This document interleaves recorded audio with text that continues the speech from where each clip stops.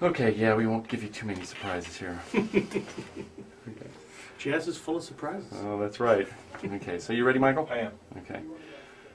We're here at Jazz Live San Diego with the guitarist for Jazz and American Art Form and the Rob Thorson Jazz Quartet, Bob Boss. Bob, thanks for being here tonight at Jazz Live. It's our pleasure. Well, Bob, can you tell us a little bit about yourself and how you first got introduced to music? First got introduced to music, my folks always had music on around the house, the radio and the TV and everything like that.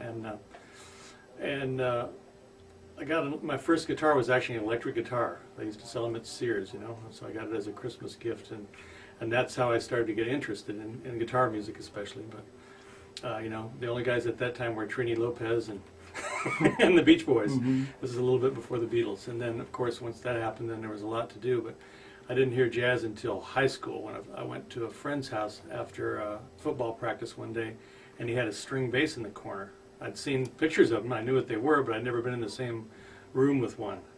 That's what I like about this young audience's thing. The kids see a string bass, a real guitar, a drum set up close, and they get to know what it is. That's what kind of the light went on for me when I saw that. I said, "Can you play that thing?" He said, "Mm-hmm." Excellent. Well, can you tell us a little bit about how music education or jazz education has impacted you? Did you have some teachers that really helped you, made a big influence on you?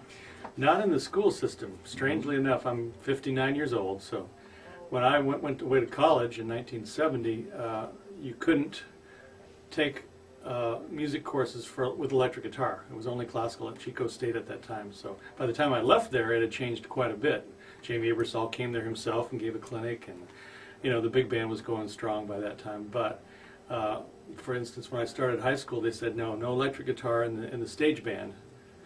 But yet they hired my rock and roll band to play at the dances after the after the football and basketball games. So I pretty much am self-taught, especially learning to read and everything like that. And so it's a real pleasure to see how it's changed that much now that you can go into public schools and talk about the music. That it was a big research project just to find it at that time. Yeah. Well, can you tell us a little bit about the personal impact to you, or some insights that you've had as a person or a musician through your involvement with jazz and American art form? You mean playing in the school especially too? Or? Yeah, or just your interaction with kids, doing this. Have you learned something about how you communicate? Yeah. It's good to be direct and simple, and you don't really have to worry though about going over their head with the music. They take it all in. They can feel it right away. They're very open-minded. As they get older, you can tell they have a little jaded look, and they kind of look at each other like, "Are we supposed to like this? I think I like this," but they're looking to see what the other kids think.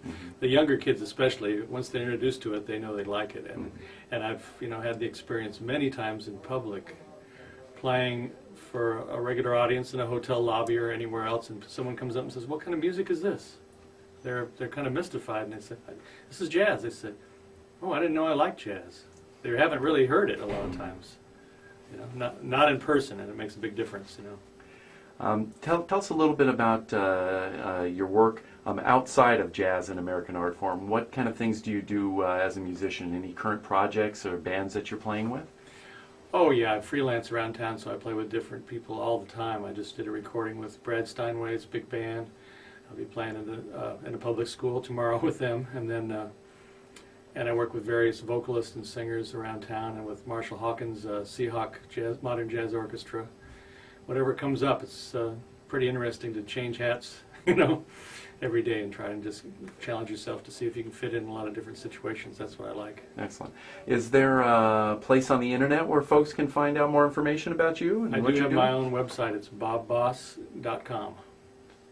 Excellent. Well, Bob, it's been great to meet you, and thank you for being here at Jazz Live San Diego. Sure, we're looking forward to playing. All right.